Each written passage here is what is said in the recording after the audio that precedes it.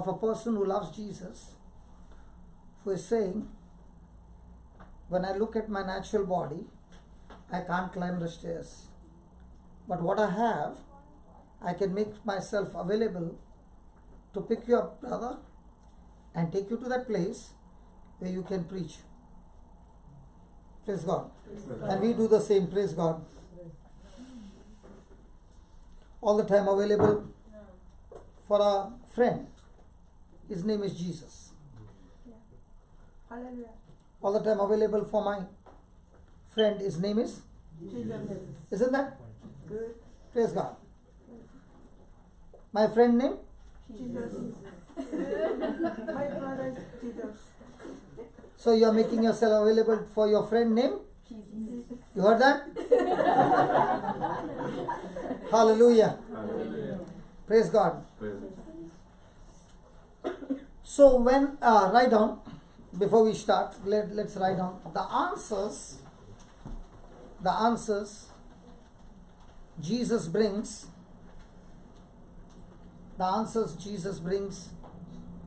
will solve every trouble.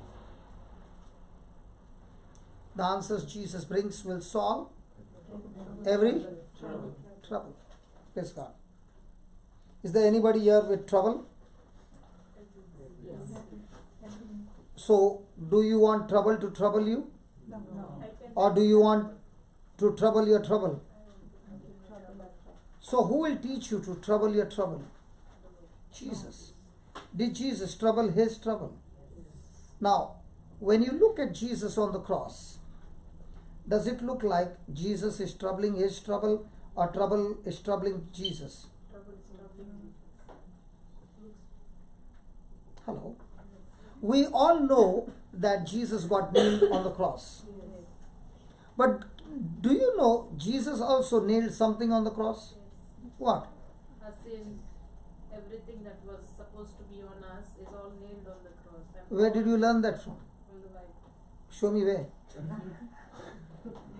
All the punishment we were supposed to endure. Show me that he nailed on the cross. So why are you telling all what you feel like? Isaiah 53. Huh? It's Isaiah 53:5. He took, All But- our transgressions. but does it say it is nailed on the cross? Does it say that Jesus nailed on the cross? Jesus got nailed on the Nailed cross. on the cross, yeah. Did Jesus nail things on the cross? No, he took it on Jesus got nailed on the cross. Yeah. And what is she saying? And because she's saying everybody is agreeing? If I come and say Jesus nailed your sin on the cross, what will be you saying? Can you show me in the Bible? Then I can believe, right? Now she's searching in the Bible. Okay. I will help you. I'll help you. Go to Colossians chapter 2. Colossians chapter 2, verse number 13. And let's read it over there and see when I come to Jesus, he begins to give me the answer. And remember, every time Jesus gives you the answer, that answer is to solve your trouble. Hallelujah. Hallelujah. So when Jesus gives you the answer for every trouble that you're going through, that answer begins to trouble your trouble. Do you know why we have come here? We have come here to learn how to trouble our trouble. And when you begin to trouble your trouble every day, you become a champion in troubling your trouble. So now, every time before, people recognized you as a person who is a troublemaker. Now people begin to understand that he is a trouble breaker.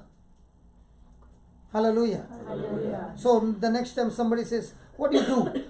I trouble my trouble. Brother, what work do you do? I not only trouble my trouble, I look out for people who are in trouble so that I can go and trouble their trouble. So when you go around troubling your other people's trouble and get them out of trouble, what happens to you? You become a champion in troubling trouble.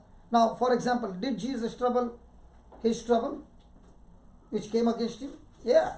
Did he also trouble those who are troubled? So there was a person who was blind. Was blindness troubling that person from seeing?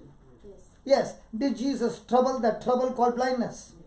So when Jesus troubled the trouble called blindness, he removed the trouble, blindness, and gave him sight. Are you understanding? So did Jesus have an answer for every trouble? Yes. So there was a paralytic man. Did Jesus have answer for the paralytic man trouble? What did he say? Hey, pick up your mat, rise up and walk. Did his trouble get solved? But what did the paralytic man say? Are you blind? Can't you see I am suffering from paralysis and you are telling me to get up and walk? Did he say that? No. He received what Jesus said and the next moment he was out of trouble. So in the same way, when you are in trouble and you come to Jesus, he gives you instructions. Whenever you come to Jesus and say, Jesus bless me, he says, surely. But are you willing to follow my instructions? Hallelujah. So the more you follow his instructions, those instructions are answers to every kind of trouble. So once you begin to become a champion in troubling your trouble, praise God, you get excited with every day when the trouble comes because you are already prepared to beat up the trouble. Anybody driving car? Which one do you like to drive? Reverse or forward? When you were learning to drive a car, the best part was when you were learning reverse, isn't it? And it was so easy. Hello?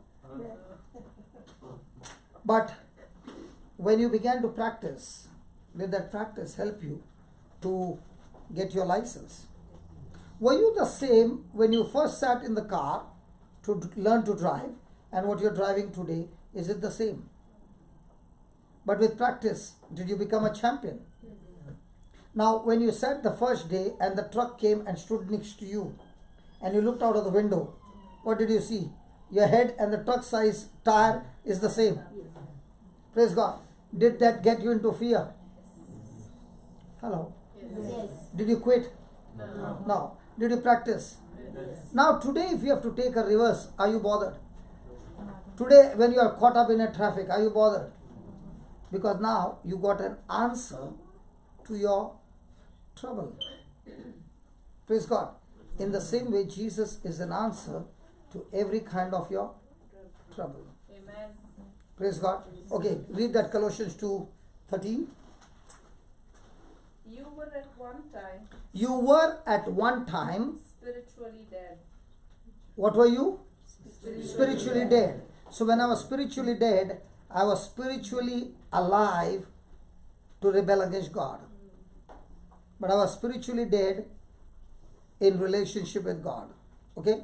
Once upon a time you were spiritually dead, then Because of your sins, because of my sins, and because you were Gentiles, because you were Gentiles not knowing God, worshipping the false God, then without the law, then, but but God has now brought you to life with but Christ. now God has brought you to God has brought you to life, or God will bring you to life. Has brought you to life. How? with Christ. So he has brought you to life. How? With Christ. With Christ. Now, does your clothes have life? No. Does your clothes have life? No. But when you're wearing those clothes, does it receive life? Okay. No. If I want my sleeves to move, what do I need to do? So has the sleeve gone up? Yes. So has my hand given life for the sleeve to move? Are you understanding? Are you understanding? So this body was not having life but was spiritually dead, just as my hand is inside and the cloth is outside, and when I move, the cloth moves because my hand is moving. In the same way, Christ is in me, and therefore because of he in me, I am spiritually alive. Are you understanding? If I take the same shirt and I put it on a hanger and I say sleeves move, will it move? No. But now when I tell the sleeves to move, does it move? Yes. Are you understanding? Yes. In the same way, Jesus who is in me, he makes me move in His way through His word. Are you understanding? Are you understanding? Now read that again, please. The whole thing. You were at one time spiritually dead. Why were you spiritually dead? Because you had no Jesus with you. You knew about Jesus, but you never had a relationship with Jesus. Hello? Yes. How do you know you have a relationship with Jesus? The moment you start having relationship with Jesus, He takes away the desires of the world and gives you the desires of the kingdom. Do you remember in those days when you used to have family prayer and we would start saying the prayer? At that time, I would get a lot of yawning. The moment the prayer was done, anybody like me? Yes. Yes. You also? Praise God. Why? Because at that time, we were... You never got yawning? So you're telling lies to her?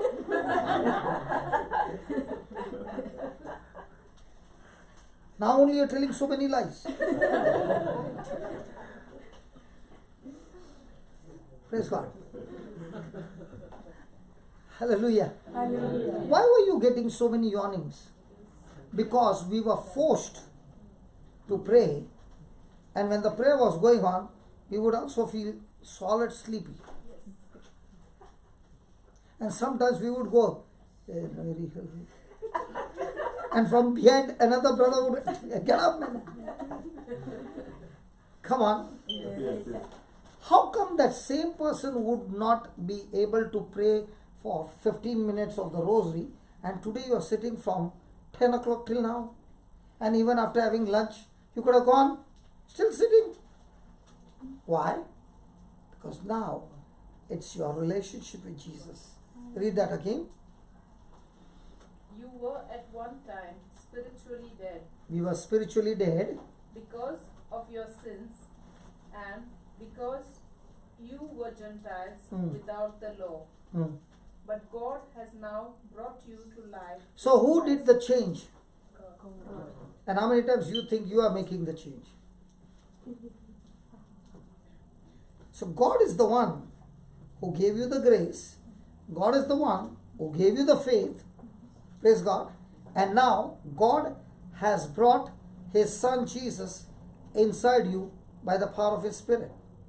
So now God, read that again. Now God, But God has now brought you to life with Christ. with Christ.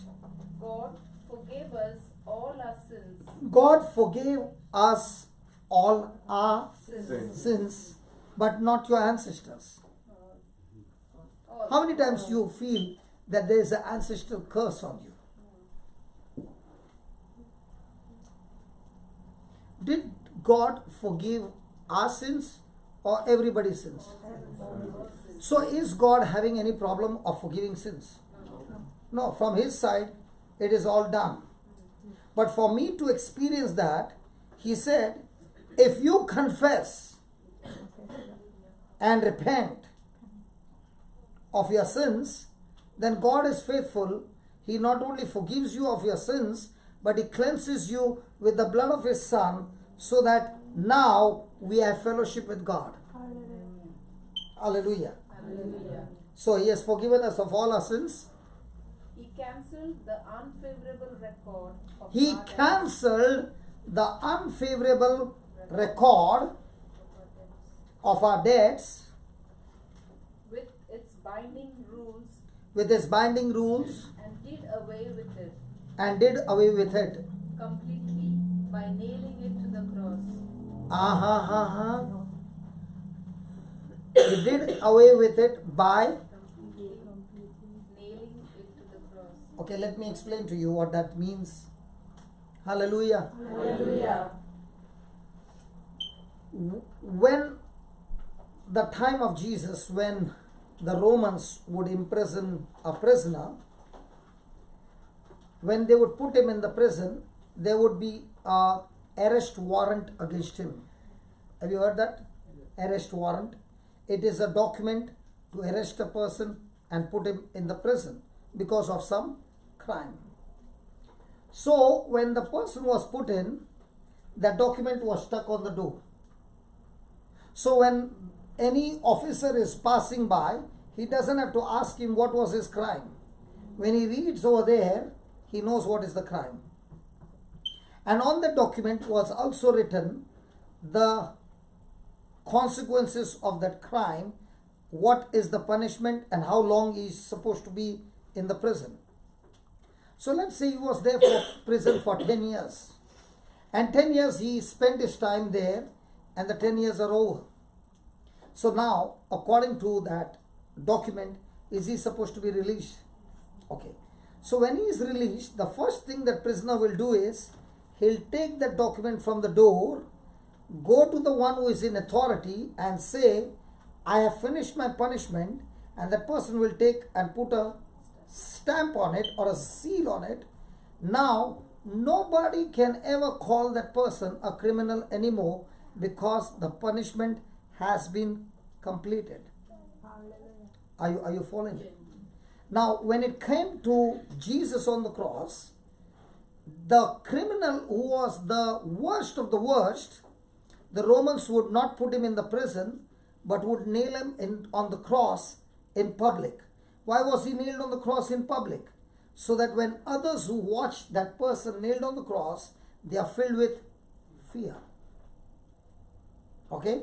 Now, how would a person know why this person is nailed on the cross?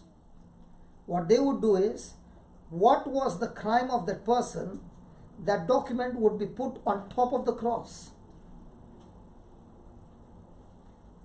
So when Jesus said that he is the King of the Jews, that's the time the high priest tore his clothes and said, that's blasphemy. And they accused him, praise God, hallelujah. And that's why it was put on top. What was the reason why Jesus was crucified? Because he said, and he believed that he is the King of the Jews. Hallelujah. So when when Satan used the soldiers to nail Jesus on the cross, at that very moment, in the spiritual realm, Jesus was taking every one of our document.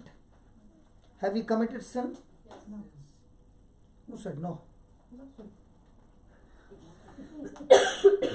Have we committed sin? Yes. And according to the law, a person who has committed sin, is he supposed to be punished? Yes. Is the punishment going to hell? Yes. So now, does Satan have legal document against us? Yes. So what did Jesus do?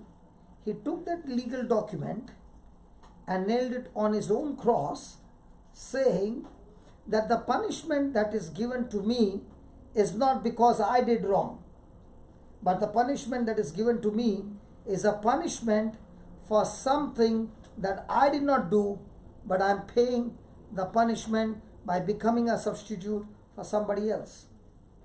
Are you following? So where is the document of every sin that you have committed? It's on the cross. Are you following? Yeah. So with that document, Satan had legal right to afflict you.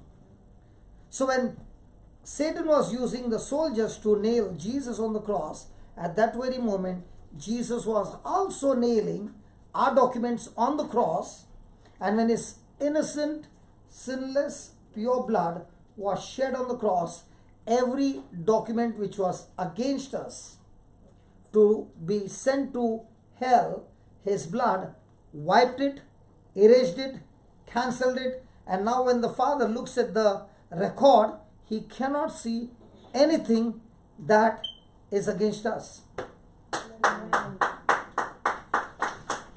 Are you following?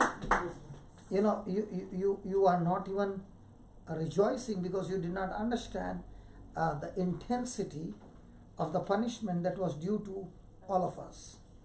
If you understand the intensity, okay, of a prisoner who is being tortured, okay, a prisoner who is caught up in the prisoner of war, the opposite party tortures him day and night to make him speak, praise God, And that torture is nothing compared to the torture for all eternity in hell. And Jesus takes that document and nails it on the cross, and now there is absolutely nothing against you. Hallelujah. Hallelujah. So how do you get that freedom? Just like the prisoner takes that document and gets it sealed and says, I finished my punishment. In the same way, the day you acknowledge what Jesus has paid the price for you on the cross, your sins are forgiven. Amen. Every legal document against you is cancelled. Hell for you is cancelled, and that legal document now qualifies you to be adopted in the family of God, and now heaven becomes your eternal home. Amen. Now read it with that understanding. Come on. Read that 14th verse. He cancelled the unfavorable record of our debts with its binding rules and did away with it And did away with it completely completely. by nailing it to the cross. So where's your document? So when Satan comes and accuses you of the mistakes that you have done, what are you supposed to say? I am not only forgiven, but even that legal document which was against me, Satan, that you had every legal right to afflict me, you don't have any more right, because Jesus nailed it on the cross and declared the punishment that I was supposed to take, Jesus has paid in full. All I have to do is believe in the punishment that He paid for me. I receive my freedom. And only when you believe that you are free, you will begin to live you are free. Let me put it this way. When let's say we are going on a tour, and we went to from which country are you? Korea? Okay. So we went to Korea. Okay. And now I'm the bus driver. And we stopped the bus, and I said, the washroom is on this side, men and women, and the restaurant is on this side. So you all went there. And when you went there, it was written in Korean language, and there is no man or a woman picture over there. And now you're looking at the Korean language. Will anybody want to go first? Huh? No one. And then this lady comes out from one side. Now where will all the ladies go? Exactly opposite side. Very good. Where she's Huh? where she's come from. Are you sure? Yes. Or are you doubting? No. Are you sure? Yes. Why are you not going in the opposite direction? Because she knows the language and she went in the correct way. Okay, so you know that is the ladies and this is the gents, right? But why are you not going into the gents side? Because you know who you are. Yeah. If you don't know who you are, listen. That's very important. Please, this is how the Lord began to teach me. See, just because I know this is ladies and this is gents, doesn't mean that I can take the right choice. It is only when I know who I am, I will behave like that. Now, supposing you got 10 pounds in your pocket and you went to eat something. Will you order more than 10 pounds or less than 10 pounds? Why less? Why not more? Because you know what you got. Are you following? Yes. In the same way, if you know who you got with you, how will you live? Hey, are you understanding what I'm saying? Yes. Hallelujah. So are you going to live like a beggar? No. Or are you going to say, come on devil, give your best shot. I got a champion with me. His name is Jesus. Amen. Amen. Hallelujah. Hallelujah. Thank you, Jesus. Thank you, Jesus. So where are all the documents against you? So now when the devil tries to remind you of your past, what do? Sit and say, oh yeah man, I did this. Do you know why your life is messed up? Because of this. Tell the devil, that's my past and it's nailed on the cross. I know my past and I know my future. If you don't know your future, let me tell you your future. Your future is going to hell and I'm going to heaven. Hallelujah. Hallelujah. Hallelujah. Ask your neighbor, where are you going? Where am I going? What's your neighbor saying?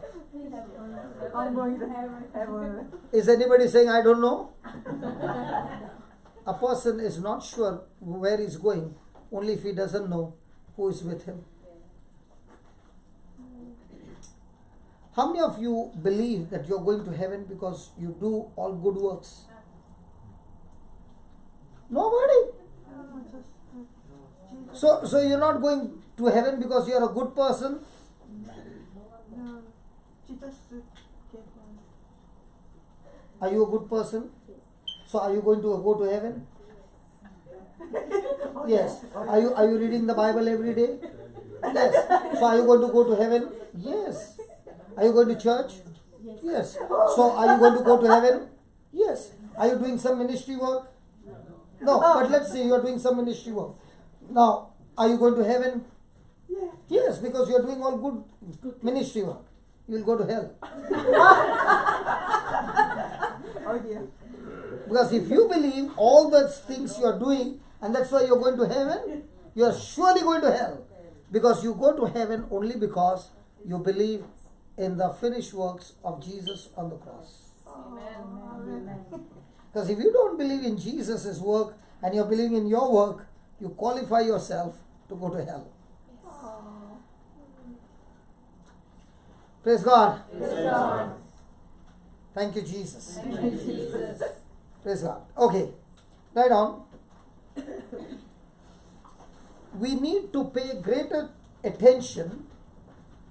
We need to pay greater attention to Jesus.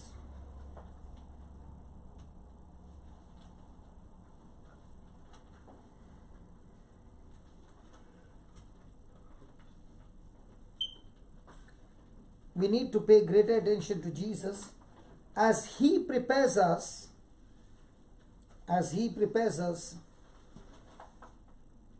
for the challenges, that lie ahead. He prepares us for the challenges that lie ahead.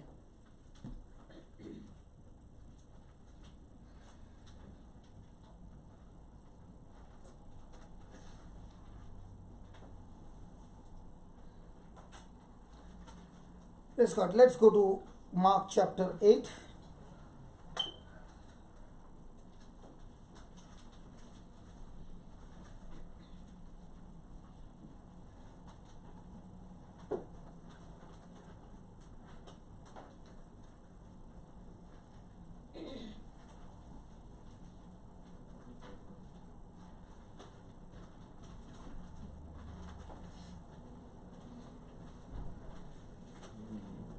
Mark chapter 8 verse 27.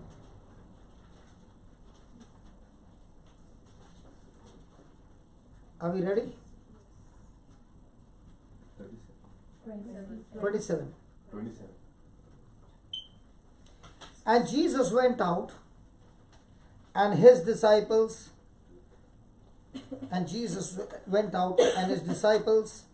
into the towns of Caesarea Philippi. And by the way, Jesus asked his disciples, saying unto them, Who do men say that I am? Who do men say that I am?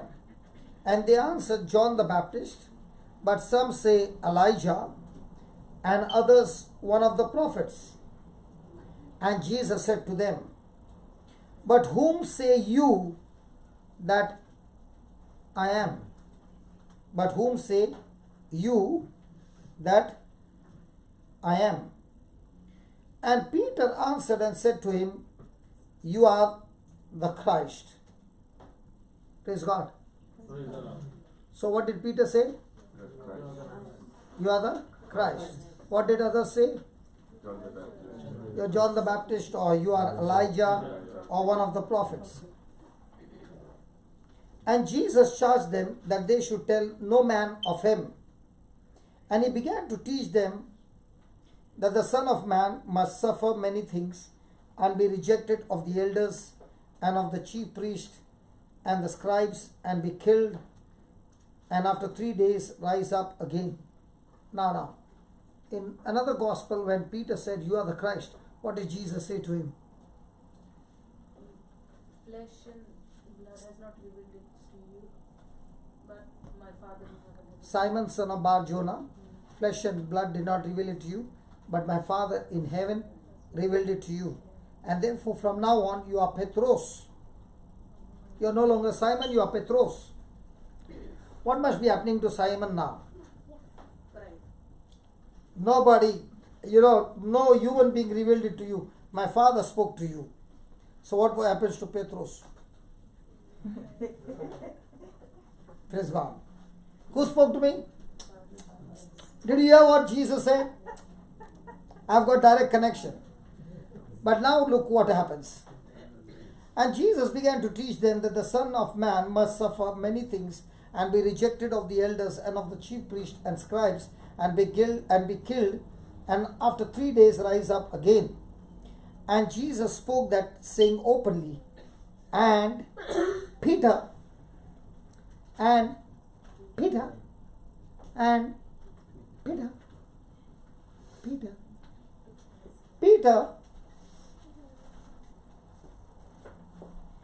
took Jesus and began to, can you believe Peter rebuking Jesus? And what did he say? But when he turned about, and Peter began to rebuke him, and when he had turned about and looked on his disciples, he rebuked Peter, saying, "Get thee behind me, Satan. For you savorest not the things that be of God, but the things that be of men." So was Peter talking to Jesus that he should not go to Jerusalem? That he should not die? Come on. So was he helping Jesus to fulfill the mission, or was he hindering the mission? So what did Jesus call him? Praise God. Hallelujah. Hallelujah. Thank you, Jesus. Thank you, Jesus. Now, in the same way, when Jesus asked them, who do people say I am? Now, did the people say he is the Messiah? No. They said he is one of the prophets. He is one of, he is John the Baptist, or he is Elijah. Now, the answers that they gave, was the answers right? No. So when the disciples told Jesus that they are saying, "You are John the Baptist, you are Elijah," did Jesus say, "How dare they say that? Let's go and fight. Let's go and put some printing material to tell them, hey, listen, I'm the Son of God, I'm the Messiah." Did he bother what people said about him? Or did he know who he was? How many times do we know who we are in Christ, or we know who we are according to what people say?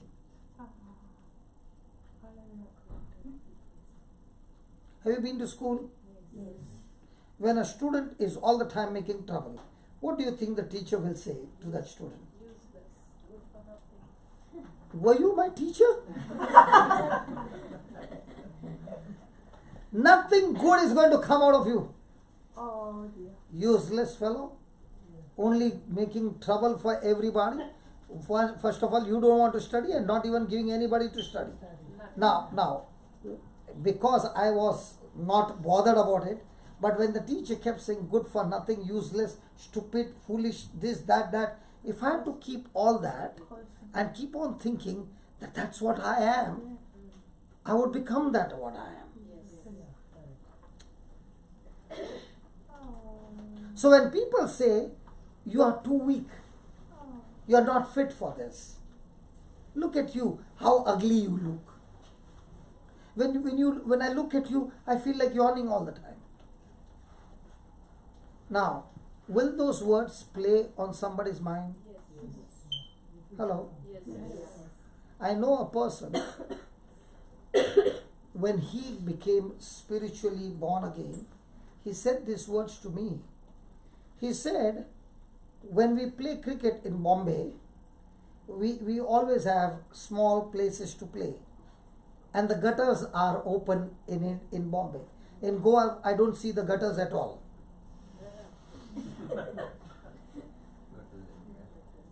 Praise God. Because everything is behind the house, inside. There is no sewage line. Okay. Now, when we are playing cricket and the ball goes into the gutter, so in Bombay, we don't take the ball out. Once it's gone in the gutter, we never remove it out. Has somebody got to go and get the ball out? Yes. So this boy would always enjoy to go into that gutter to remove the ball out, and once he has removed the ball out, he won't remove the ball out like this. He will see that he puts his leg inside, his hand inside, and he will get the ball out, but he will still remain there. And he could not understand why. And he would do that. So now it so happened, anytime the ball goes inside the gutter, they would say, call him, he will go and bring. Because it became like the other boys could see that he enjoys to go there. Okay? And then he began to realize why he was behaving this way. Because his father always called him Dukor.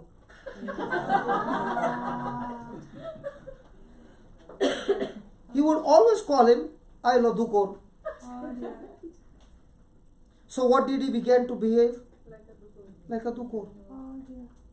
The day he forgave his father and began to understand that God never called me Dukor, he called me anointed child of God. His whole thing began to change. Because when people call you by names and you accept that and you keep on thinking on that, you become what they called you. Hallelujah. Hallelujah. Now what do you call yourself? I'm so weak. Nobody loves me. Nobody cares for me. I'm feeling so lonely. Now all that you are thinking, now you are experiencing. So does it matter what people call you, or does it matter what Jesus calls you? What does Jesus call you? Huh? Child of God. What else? Anointed, blessed, healthy, healed, delivered. And what does the doctor call you? Diabetic. And what are you saying? I am diabetic. I am arthritic. Now God gave you a baptism name. Doctor also gave you a name. And on the file also he writes diabetic. So now how are you going to behave? Diabetic. So are we supposed to be careful what people call? Now, just because people said you are John the Baptist, did Jesus become like John the Baptist? No, he did not bother. He said, I am the Messiah. He did not agree to what people called him. He called him what his father called him on a mission. Now, what are you calling yourself? Now, when you get married, what will you say? Spinster or married? Married. Okay, let's ask a question. Now, that day you wore a dress, not jeans pants, sure. You wore a white dress, he wore a suit, and let's say the priest is there, and the priest says, now I pronounce you husband and wife. So the moment he said husband and wife, he became big and you became slim, right? Then only you know that you are married.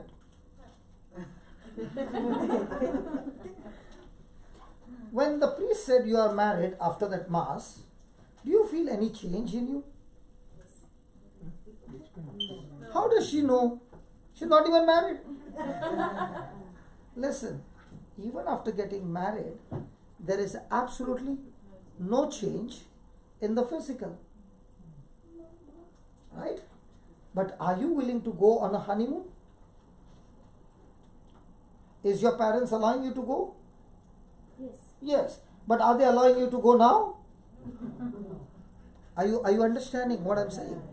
Just by the words what you said and the priest said, everything is changed. Why? I can't see any change in the physical, but on that word, I believe by faith and I take an action. So now, when you're married and you get pregnant, will anybody point finger, hey, you became pregnant? No, but when you're not married and you become pregnant, will people talk? Yes. Are you understanding what I'm saying? So, is it going to depend on what you believe by faith or just an example, okay? The marriage got over and she is trying to hug you and you're saying, hold on, I don't even feel like I'm married. So he goes to the priest and he says, Father, I know you said all that, but I still don't feel like I'm married. So is that marriage going to depend on his feeling or his believing? You better believe, okay? Don't get confused. He is saying, brother, if there was any chance to shift the calendar fast, I would be so happy. I want to believe even now. Hallelujah. Hallelujah. Thank you, Jesus. Thank you, Jesus. So every promise of Jesus, are we supposed to believe based on feeling? I have to believe because he said it. So when he says you are anointed, what are you supposed to say? When he says your hands can heal the sick, what are you supposed to say? When he says you can go and cast out demons, what are you supposed to say? But are we believing?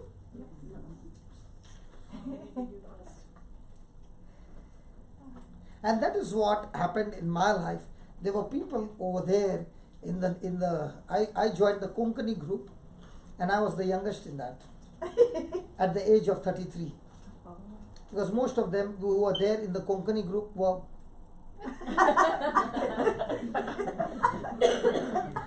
and I was the youngest. You understood? Yeah. Praise God. And they were there in the charismatic Konkani group for so many years, but most of them had fear.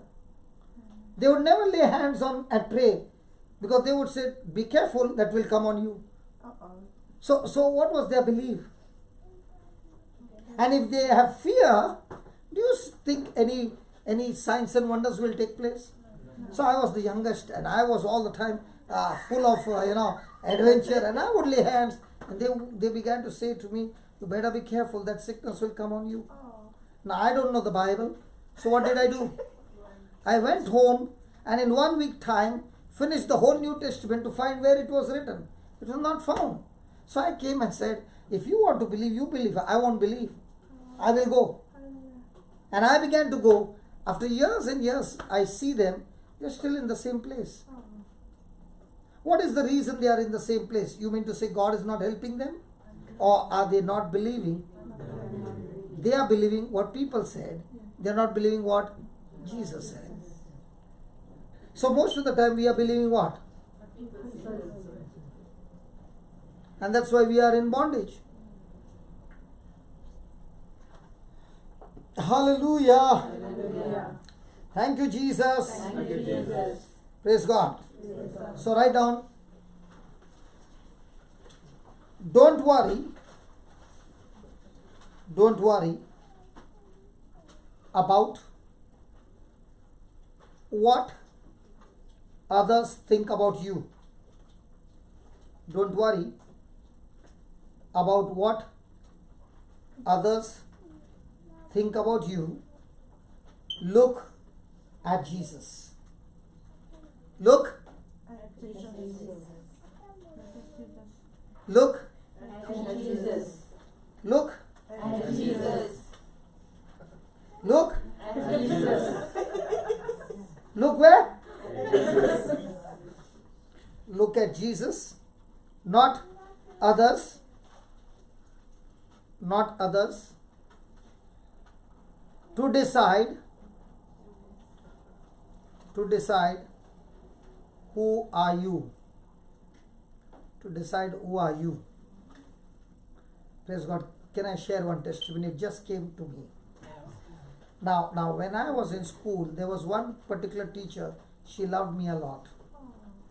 She loved me so much that she used to punish me day and night. Okay? And there was once a night vigil in a particular parish. And on that day, when I was preaching, I saw my teacher. Oh. Okay? But I'm seeing her now, might be after 15 years. Okay? So, as I'm preaching, and then I'm saying today we are going to have laying of hands, and everybody is getting healed, and now she comes. Oh. And when she comes, I tell her, how are you, teacher? She said, I'm fine. So when she's saying I'm fine, I realize that she does not remember me, because my whole face, everything has changed. Okay? So I tell her, do you remember me? She says, no. No. And I say, I'm Johnson.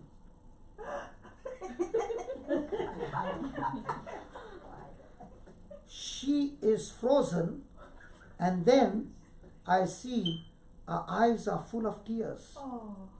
And I said, what happened? She said, oh my God, I can't believe. If Jesus can do that for you, then Jesus can do amazing things in anybody's life. Amen.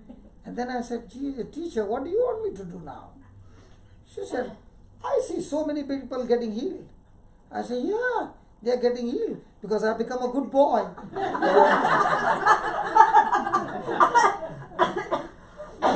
So she said, yes, I can see that. I said, no, not because I've become a good boy, because I'm believing in that Jesus who made me a good boy. Hallelujah. Hallelujah. Thank you, Jesus. Thank you, Jesus. Do you know how much years it took my dad to believe? It took him 13 years to believe that I'd changed. My own dad. Until today, my relatives don't come. Because they still don't believe.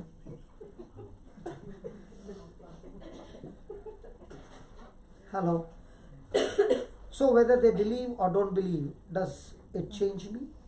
No. I'm not looking at what they are saying. I'm looking at what Jesus is saying. So it doesn't matter. You know, many a times it so happens, the way I teach, after the teaching is over, people will ask, is he a Catholic? I had once a retreat for the priest. It was a 3 days retreat. The first day I was teaching on faith, all the 3 days on faith. So the first day I was speaking on faith, and then, you know, one of the priests invited me in the evening to have a service, and then I was showing them on the video how the Lord had touched the handicapped children. Okay? And the next day afternoon, there was a break for lunch, and one of the priests came and told me, you know, your preaching is good, everything is good, but can you tell me, are you a Catholic? So I said, I will give you the answer after lunch. Is that okay? He said, okay. And that day, in the afternoon, I was having lunch with the bishop. So the bishop was sitting and he was listening to the word, and he said, I want you to pray for me, when we were at lunch. And he said, I do not want people to remember me that I am a bishop when I die. I want them always to remember me as a man of God, but not as a bishop. They should remember me that I lived a life of a man of God. So I said, wow, that's beautiful. And we made a prayer. And then after lunch, he was sitting, and I said, I want to share something, because some of your brothers want to know whether I'm a Catholic or a Protestant or a Pentecostal or whatever. So I said, to give you the answer I read, can I tell you the answer? Whether I'm a Catholic or a Protestant? Okay, let me read it to you from a Bible. Psalms 1 verse 1. Blessed is the man that walks not in the counsel of the ungodly, nor stands in the way of sinners, nor sits in the seat of the scornful, but his delight, but his delight is in the law of the Lord, and in his law does he meditate day and night. And he shall be like a tree planted by the rivers of water, and brings forth his fruit in his season. His leaves shall not wither, and whatsoever he does shall prosper. And because he delights in the law, and because he meditates on the word of God day and night, from a Catholic he becomes a Protestant. And when he continues to do that, he becomes a Pentecostal. And then one day he becomes a Baptist.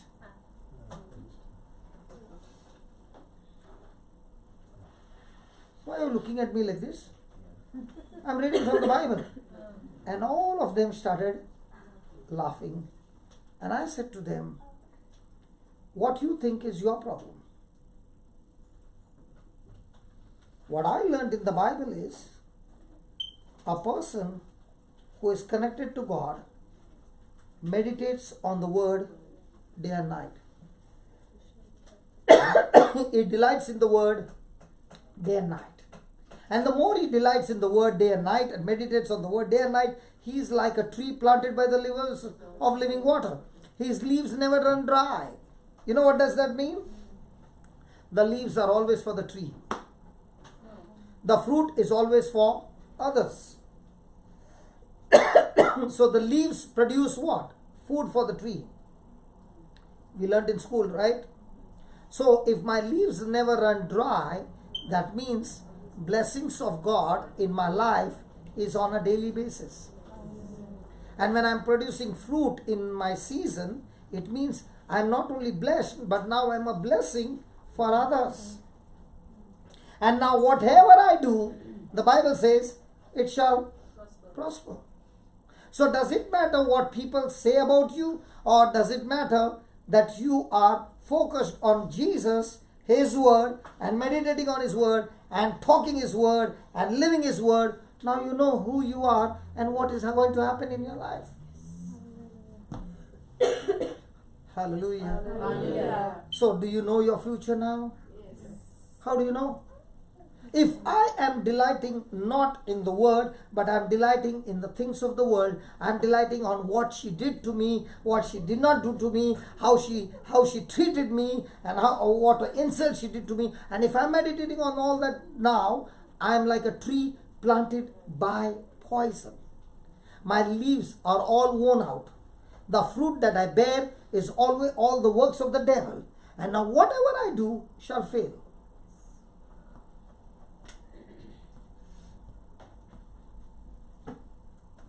So my friend, do we need to be doubtful what our future is going to be? No. You can be sure of it. How? What excites you? What delights you? How much of the word is in you? And how much of that word are you applying every day? How much of that word do you believe? Now, is it written there, only the Protestants meditate on the word day and night? Is it written there, the Catholics don't carry the Bible? You start carrying the Bible every day to church and everywhere you go. You know, in no time they'll say, oh, Bible ka nahi bolta. When I used to have a Bible, I had a New American Bible, which is red in color. And in those days, I was just a baby. So they began to say, he's got the red Bible, it's a Protestant Bible. It was a Catholic Bible, but not many people use the American Bible. Okay? You know what I did? I covered my Bible with black color so that at least that would stop them from speaking. Because I did not realize at that time, because I was also a baby. My life was governed by what people said. But as God began to teach me, he said, it doesn't matter what people say. If somebody calls you a donkey, are you a donkey? No. See, now, let's say you all are in a 400 meters relay, okay? You gave the baton to her and she's running last round, okay? And she is running the last track. And as she's running the last track, all these people are calling her donkey, monkey, idiot, stupid. Now, will she turn and fight, or will she only think about running the race to finish the ground? Because a person who is a champion can't even hear what they are saying. How many of us are standing on the track instead of going and finishing?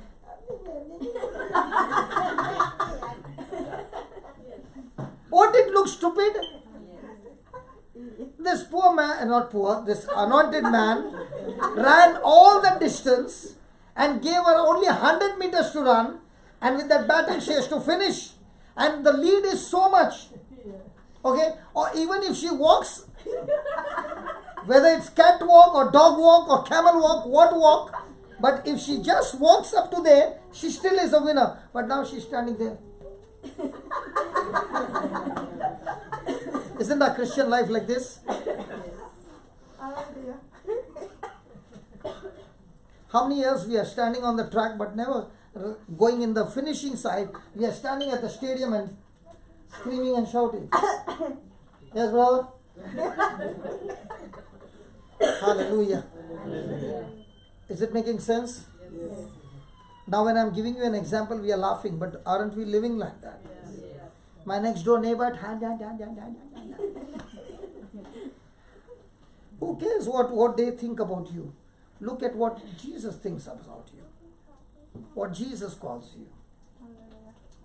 And when you begin to bear fruit, and when they see you bearing fruit, that fruit makes them shut their mouth. That fruit in you and that love that is flowing from you makes them change their heart. Did Jesus force any of us? No. Or did his love change us? No. Or did his rod change us? You don't come, I'm going to punish you so much, I'm going to break your leg, and then you come for the healing, then I will heal you. Huh? Oh dear. Praise God. Write down. What was the last line?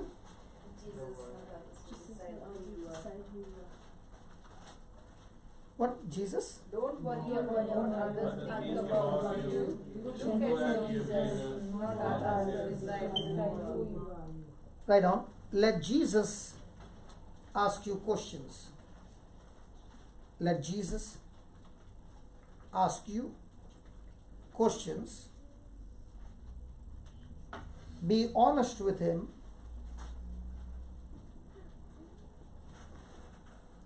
Be honest with him. Jesus already knows our problems. Jesus already knows our problems and faults.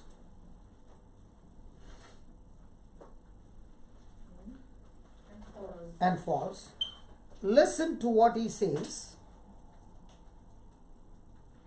Listen to what he says. Don't try to put up a front. Don't try to put up a front.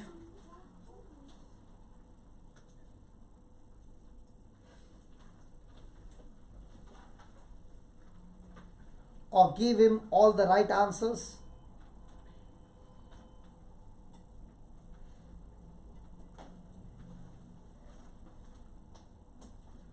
But listen.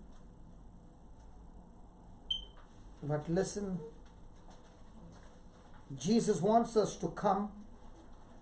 But listen, Jesus wants us to come as we are.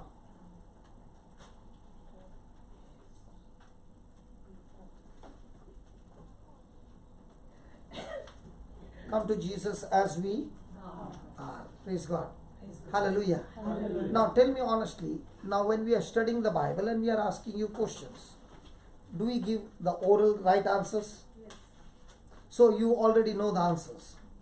But do we put them into practice? So is it a Bible study that will help you?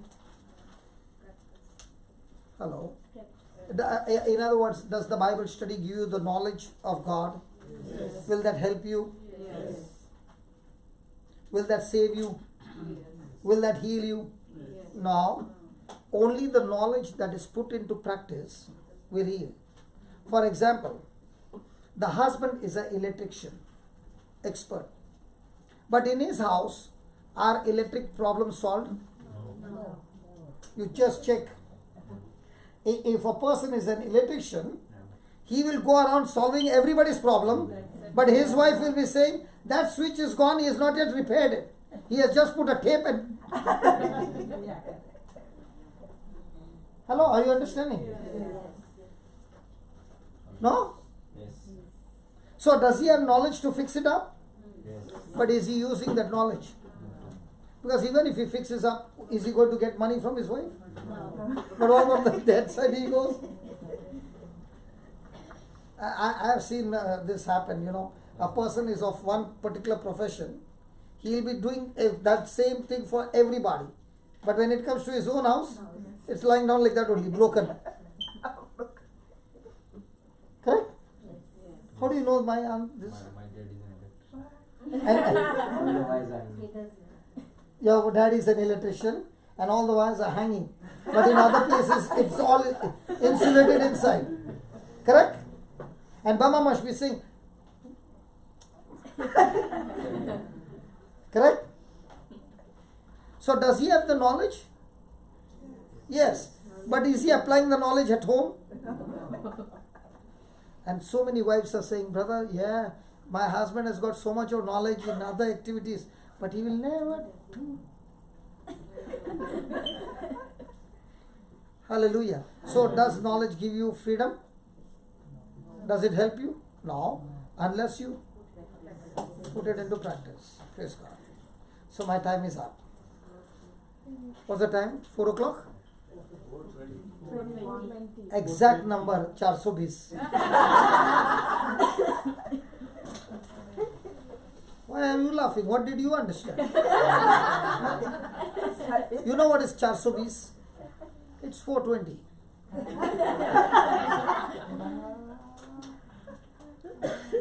Hallelujah. Hallelujah.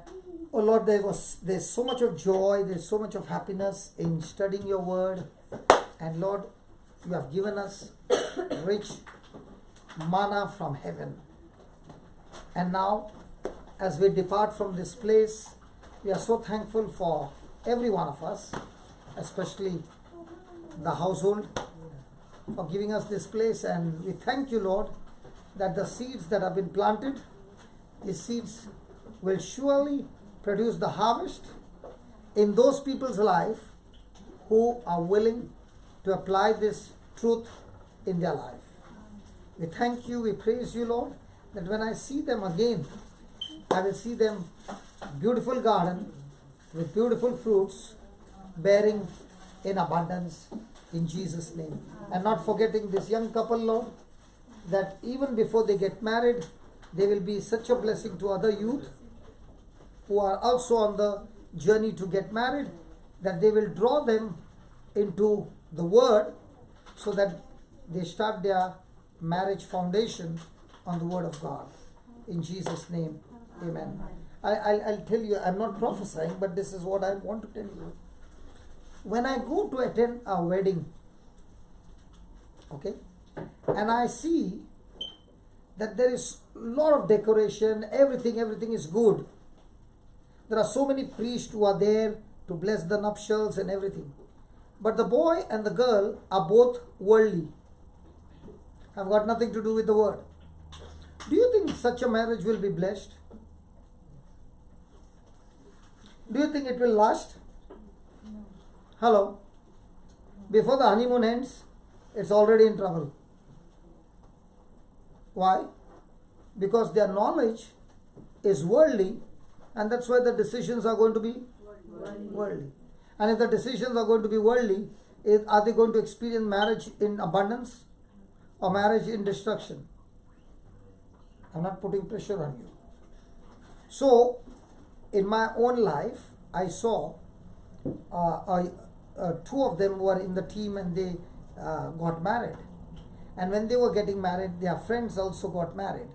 And I know one particular friend who was going to get married along with these people within a month or so. he was a person of lot of ego.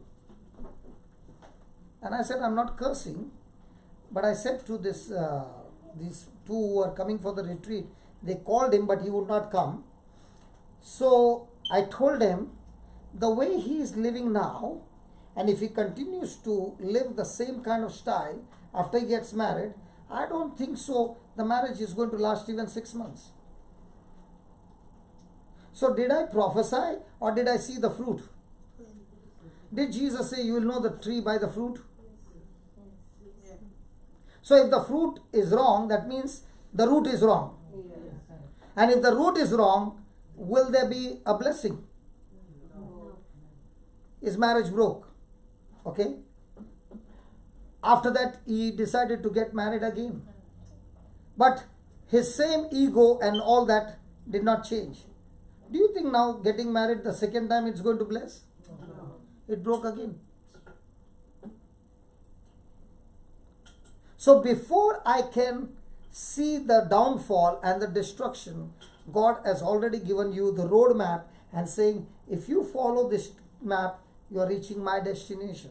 You don't follow this map, you can pray day and night, but in spite of praying, not applying the truth, you will never get freedom. Only the truth shall set you free. And the truth comes when the word abides in you. Praise God. Hallelujah. Hallelujah. Thank you, Jesus. Thank you, Jesus. So thank you so much and love you. Thank you very much. Okay? Praise God.